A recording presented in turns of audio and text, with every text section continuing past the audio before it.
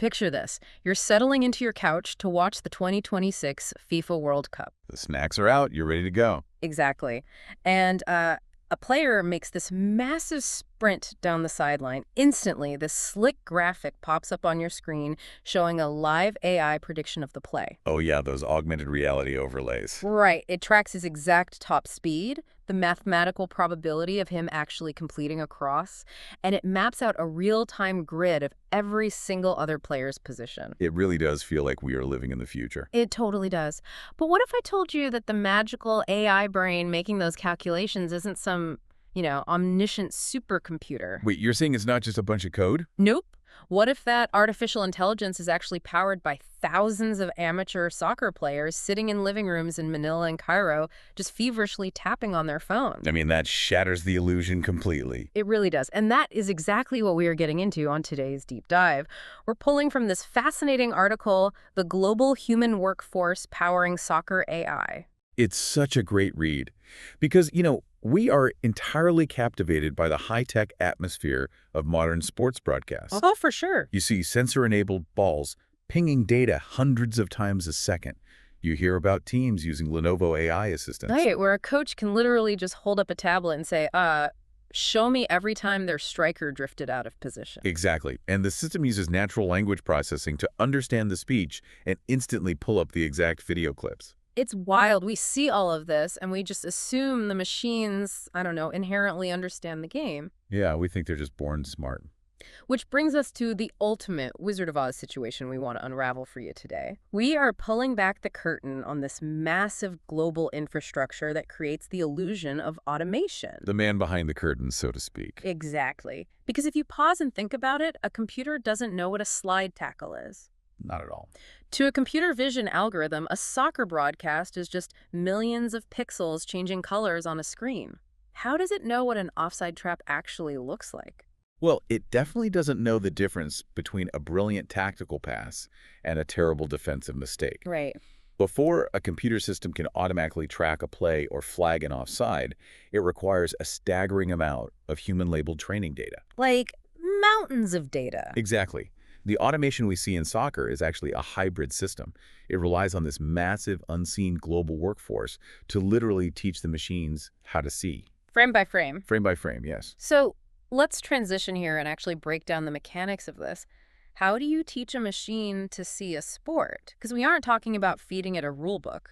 No, a rule book won't help an AI watch a video. Right. We are talking about human beings manually translating physical movement into mathematical weights. Where are these human translators actually doing this work? Well, you have to look far, far away from the glitzy World Cup stadiums. Right, we're leaving the stadium now. Exactly. This labor is concentrated in cities where the tech sector traditionally outsources data annotation. Like where? We are looking at massive hubs of independent contractors and specialized sports data workers in places like Manila in the Philippines. Okay. Also, Chennai in India, Cairo, Rio de Janeiro, and Ternopil in Eastern Europe. Wow, so it's a truly global operation. Oh, absolutely. Uh-huh. And these workers sit in offices or just in their own living rooms staring at match footage. Just grinding through video. Yeah. They are translating the flow of a game into a language a machine learning model can actually digest. I mean, the sheer volume of labor required for that is just hard to wrap your head around. A standard soccer match is 90 minutes long. Right. A casual viewer might assume annotating a match takes maybe an hour and a half. Maybe 2 hours. Oh, not even close. Yeah, because tagging data for an AI requires pausing, rewinding, and logging thousands of individual actions, right? A single match can take a worker several hours of intense, completely uninterrupted focus. Wow. And the tagging is incredibly granular. They're not just hitting a button when a goal is scored. Right, that would be too easy. They have to identify the exact X and Y coordinates on the pitch of where a pass originated, where it landed, the trajectory of the ball. Oh, man. And they even log the amount of pressure from defenders and the broader tactical pattern developing during that sequence. Over millions of passes, I'm guessing? Exactly. Over millions of passes, the machine learning model takes all those human-labeled coordinates and builds a mathematical weight for, say, probability of pass completion. So it learns that a pass to the left side of the penalty box under heavy pressure only succeeds like 20% of the time. Exactly. But it only knows that entirely because a human mapped out 10,000 identical situations beforehand. Wait, so the AI needs to understand the intent of the play, not just the physical location of the ball. That's the key right there, intent. That perfectly explains why some of the people doing this data annotation aren't just random tech workers. The source text highlighted this really fascinating detail. About the workers in the Philippines. Yeah. In the Philippines, local amateur soccer players are deliberately taking on this annotation work as a side hustle. Which is just a brilliant strategy by the data companies. It really is. Because think about it, if you hand a video clip to someone who doesn't understand the sport, they just see 22 people running randomly around a field. Just pure chaos. Right. But a soccer player actually possesses the muscle memory of the game. They understand defensive shapes. Like how a backline of 4 defenders moves together as a single unit to restrict space. Exactly. They can look at a screen and instantly recognize that a striker isn't just jogging. They are intentionally making a decoy run to pull a defender away and open up a passing lane. So the human annotator is providing the crucial context that the algorithm is entirely blind to. Yes, context is everything. And it's mutually beneficial, right? The amateur player benefits by earning an income while actively sharpening their own tactical understanding of passing lanes and spatial awareness. Right, it's like getting paid to study game film. Yeah, and the AI benefits because it receives highly accurate data from someone who has physically felt the pressure of a real match. They are acting as the literal bridge between the physical chaos of the pitch and the rigid mathematical logic of a computer model. It's fascinating. The AI provides the scale and the processing speed, but the human provides the fundamental soccer knowledge. You know, there is a deep irony there for anyone listening. How so? Well, the broader cultural panic is always about AI replacing human intuition, right? We're all worried about robots taking our jobs. Oh, definitely.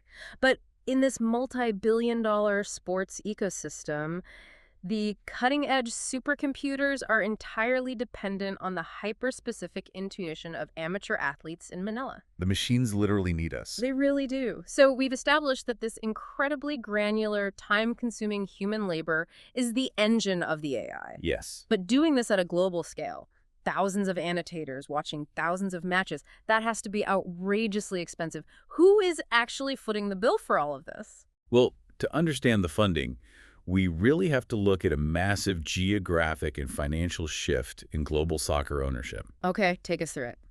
So, elite clubs have been building this data ecosystem for about 20 years, long before AI was a buzzword. Oh, so this isn't an overnight thing. Not at all. They realized early on that applying complex mathematics to the game could monitor injury risks, manage squad payrolls, and uncover these tiny tactical edges. Right. So they started hiring physicists, mathematicians, and computer scientists to overhaul their front offices. It is so wild to think about a theoretical physicist going to work for a soccer team. I know, right?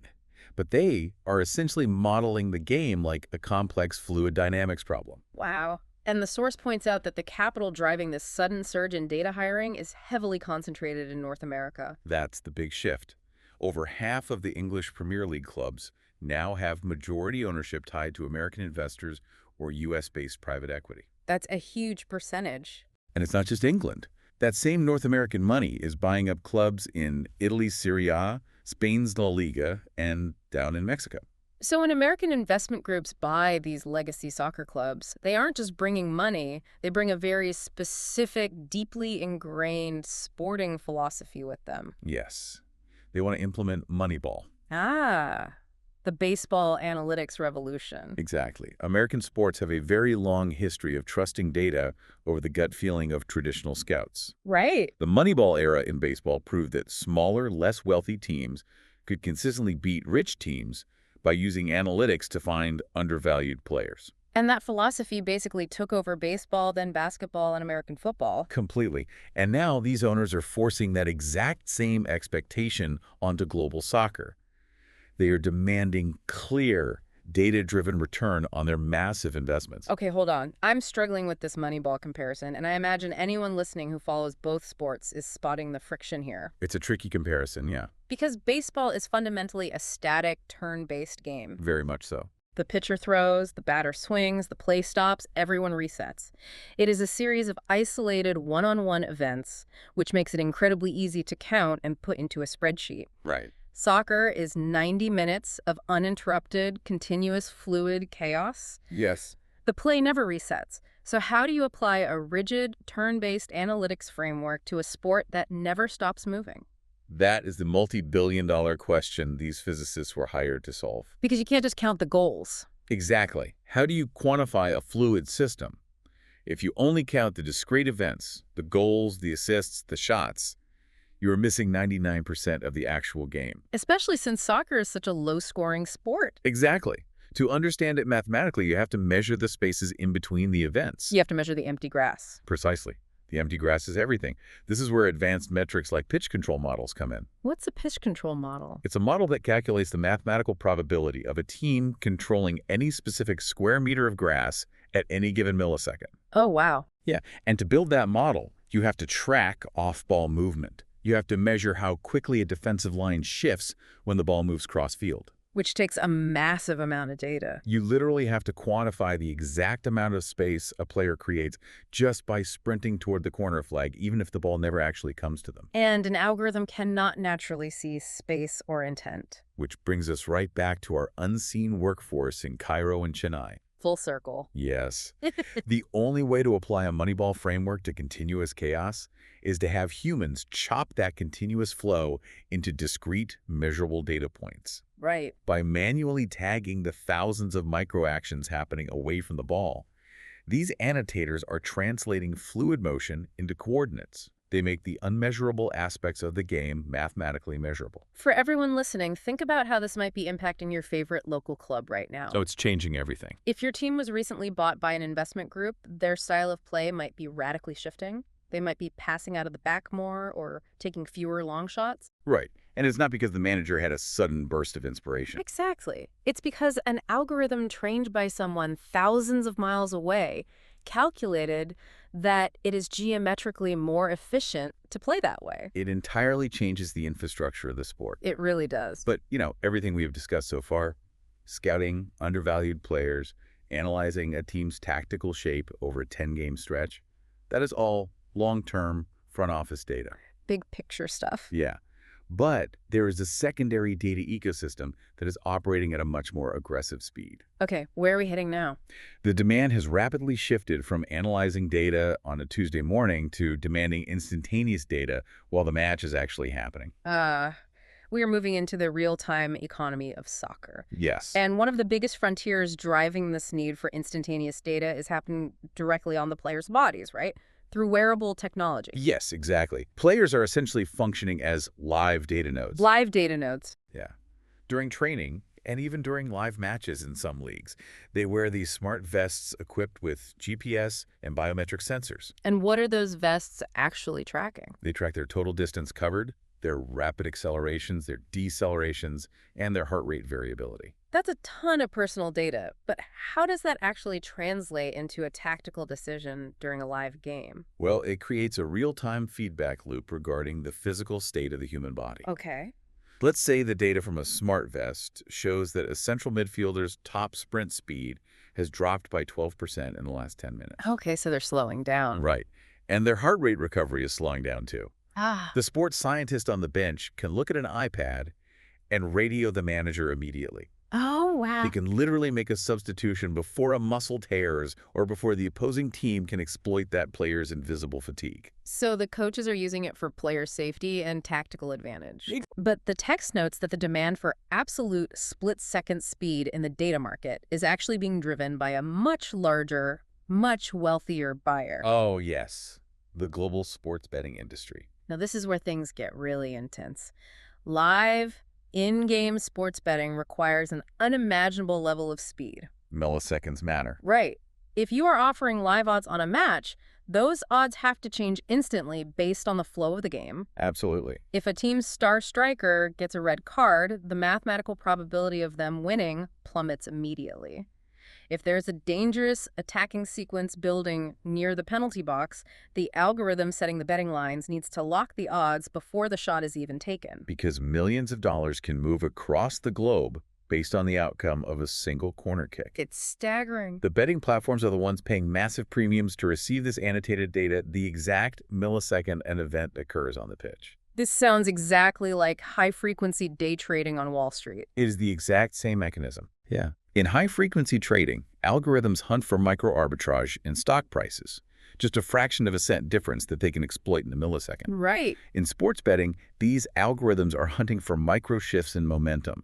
If a key defender pulls a hamstring and starts limping, the algorithm mathematically shorts that team's stock and adjusts the payout odds instantly. Oh. Any delay in that information feed leaves the betting platform exposed to massive financial losses. Which brings up a fascinating limitation of all this advanced computer vision technology we discussed earlier. Lenovo systems and all that. Yeah, the automated offside cameras that use 3D skeletal tracking, those are incredibly powerful tools. But they require high-definition multi-angle broadcast feeds to function. Oh, definitely. They require massive multi-million-dollar camera rigs permanently installed in stadiums. The AI is completely reliant on a perfect visual environment. Exactly. So what happens to the thousands of lower visibility, non-televised local matches happening in the second or third tiers of global soccer leagues? Right, the games without the big TV contracts. Yeah.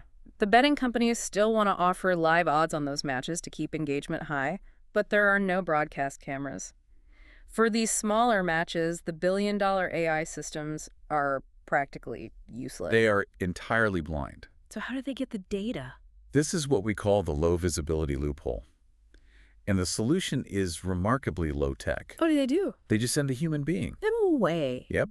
Data companies hire freelance annotators to physically go to these local, lower-tier matches. Just sit in the bleachers. Yeah, they sit in the stands with a specialized company app on their smartphone, and they act as the human API. That is wild. They watch the pitch and manually tap a button for a corner kick, a button for a yellow card, a button for a dangerous attack. So they are doing the real-time tagging live at the field. Yes.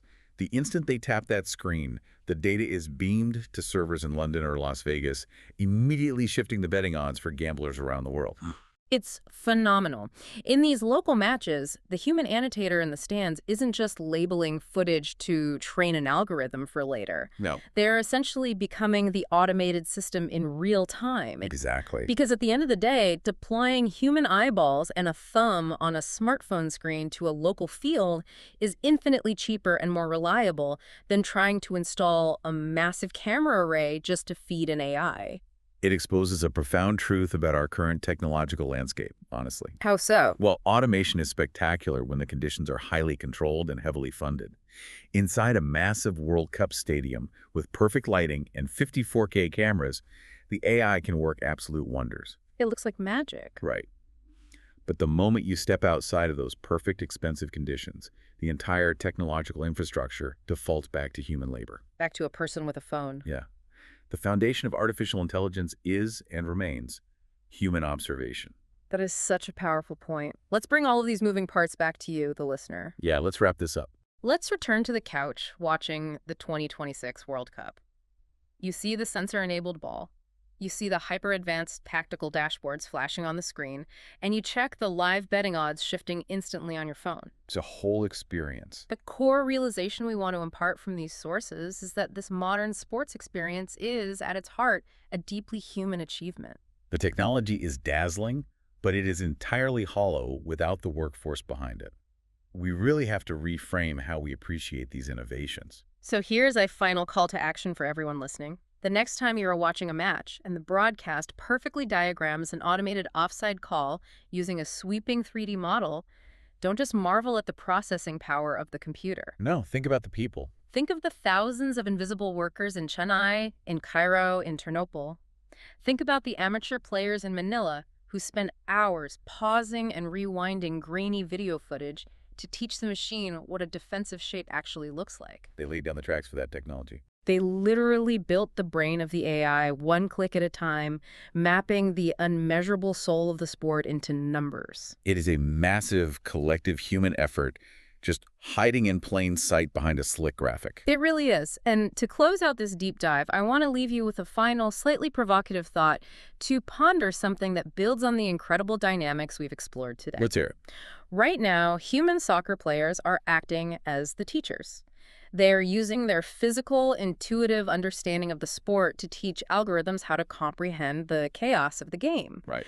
But as these AI systems ingest billions of human-labeled data points, Mhm. and as they process that spatial geometry at a scale no human mind could ever match, well, they're going to inevitably begin seeing tactical patterns that are completely invisible to us. Oh, definitely. So the lingering question is, how long until the roles reverse? Ooh, that's a scary thought. What happens to the sport when the AI systems stop learning from us and start dictating entirely new, hyper-optimized tactics that human coaches never would have conceived? When the AI starts teaching the humans how to play, will the sport evolve into a new realm of perfection, or will it lose the unpredictability, the chaos, and the glorious human imperfection that made us fall in love with it in the first place?